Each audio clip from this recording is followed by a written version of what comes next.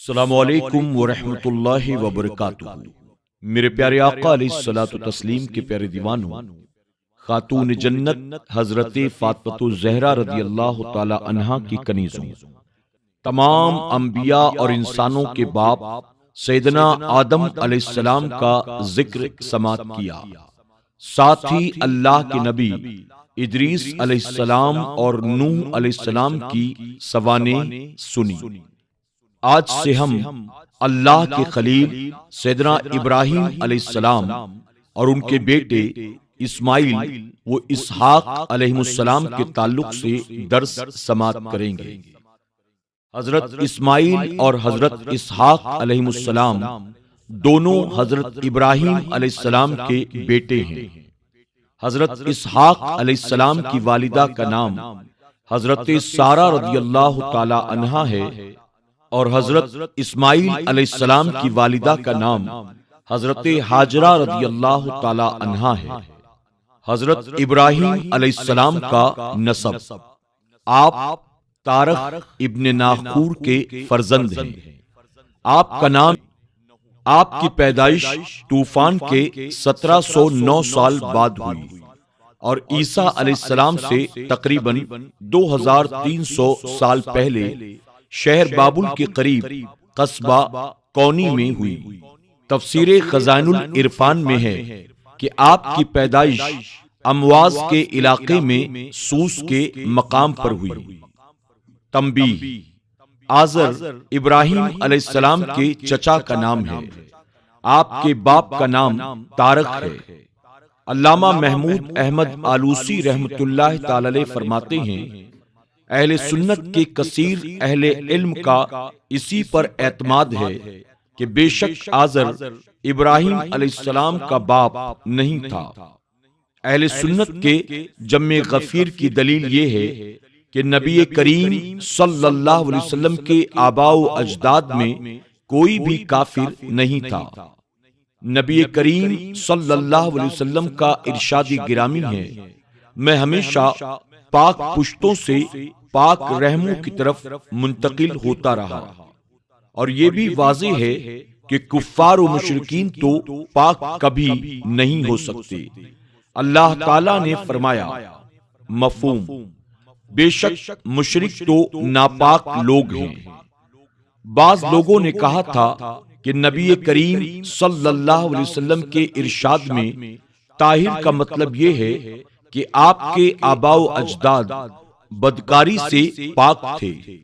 علامہ آلوسی رحمۃ اللہ تعالی علیہ اس کا رد کرتے ہوئے فرماتے ہیں، طہارت کو ہر طرح کی پاکیزگی ہے، کفر اور بدکاری ہر طرح سے پاک پشتوں اور پاک رحموں ہی میں حضور اکرم صلی اللہ علیہ وسلم منتقل ہوتے رہے۔ امام رازی رحمۃ اللہ تعالی علیہ نے تفسیر کبیر میں نبی کریم صلی اللہ علیہ وسلم کے والدین کے ایمان کے قول کو شیعہ کی طرف منسوب کیا تھا۔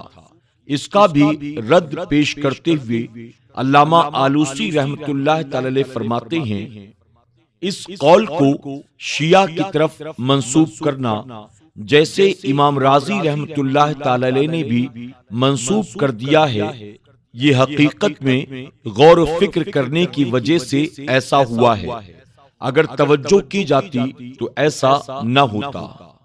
خیال رہے کہ علامہ سیوطی رحمۃ اللہ تعالی علیہ کی تصنیف الحاوی میں ایک رسالہ کے حوالے سے علامہ فخر الدین رازی رحمۃ اللہ تعالی علیہ کا قول بھی جمہور کے ساتھ ایمان کے متعلق ہی مذکور ہے۔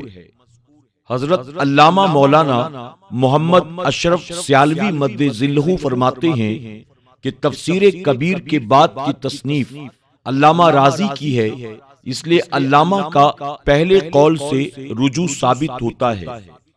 اکثر اہل علم کا یہی قول ہے کہ آزر ابراہیم علیہ السلام کے چچا کا نام ہے۔ قرآن پاک میں دادا، چچا اور باپ سب پر لفظ باپ بولا گیا ہے۔ ارشاد باری تعالیٰ ہے، مفہوم: کیا تم موجود تھے جب یعقوب پر موت کا وقت حاضر ہوا؟ اس وقت انہوں نے اپنے بیٹوں سے کہا، تم میرے بعد کس کی عبادت کرو گے؟ بولے، ہم عبادت کریں گے تمہارے معبود اور تمہارے آبا ابراہیم، اسماعیل اور اسحاق کے معبود کی۔ اس آیت کریمہ میں یعقوب علیہ السلام کے والد اسحاق علیہ السلام اور چچا صلی اللہ علیہ وسلم کا قول مبارک موجود ہے، جس میں آپ نے اپنے چچا حضرت عباس رضی اللہ تعالی عنہ کو سلیمان بن سرد کا قول پیش کیا ہے کہ جب نمرود اور اس کی قوم نے ابراہیم علیہ السلام کو آگ میں ڈالنے کا ارادہ کیا تو انہوں نے لکڑیاں جمع کرنی شروع کر دی، تو ایک بوڑھی عورت بھی لکڑیاں جمع کر رہی تھی۔ ابراہیم علیہ السلام نے جب ساری قوم کو مخالف پایا تو کہا، حسبی اللہ و نعم الوکیل۔ جب ان کو ان لوگوں نے آگ میں ڈال دیا تو اللہ تعالیٰ نے آگ کو حکم دیا، اے آگ ابراہیم پر ٹھنڈی اور سلامتی والی ہو جا۔ جب آپ پر آگ گلزار بن گئی تو آپ کا چچا کہنے لگا، یہ آگ میری وجہ سے ہی ابراہیم سے دور ہوئی ہے، تو اللہ تعالیٰ نے آگ کے ایک چنگارے کو اس کی طرف بھیجا جو اس کے قدموں پر گرا اور اسے جلا کر رکھ دیا۔ اس روایت میں واضح طور پر اما کے الفاظ موجود ہیں، جن سے واضح ہو رہا ہے کہ وہ آپ کا چچا تھا۔ ابراہیم علیہ السلام کا مختصر واقعہ اور آزر کے چچا ہونے پر شاندار دلیل۔ محمد بن کعب، قتادہ، مجاہد اور حسن وغیرہ سے مروی ہے کہ بے شک ابراہیم علیہ السلام اپنے چچا آزر کے لیے دعائے مغفرت کرتے رہے یہاں تک کہ وہ مر گیا۔ اس کے مر جانے کے بعد آپ پر واضح ہو گیا کہ وہ تو حالت کفر میں مر گیا ہے، کافر تو اللہ کا دشمن ہے، اس کے لیے تو دعا کرنے کا کوئی مقصد نہیں، تو آپ نے اس کے لیے دعائے مغفرت چھوڑ دی اور اس سے بیزاری اختیار کی۔ اللہ تعالیٰ نے ارشاد فرمایا، مفہوم، اور ابراہیم کا اپنے باپ یعنی چچا آزر کی بخشش چاہنا وہ تو نہ تھا مگر ایک وعدہ کے سبب جو اس سے کر چکا تھا۔ جب ابراہیم علیہ السلام پر واضح ہو گیا کہ وہ اللہ کا دشمن ہے تو اس سے تعلق توڑ دیا۔ اس آیت میں ابیہ سے مراد آزر ہے۔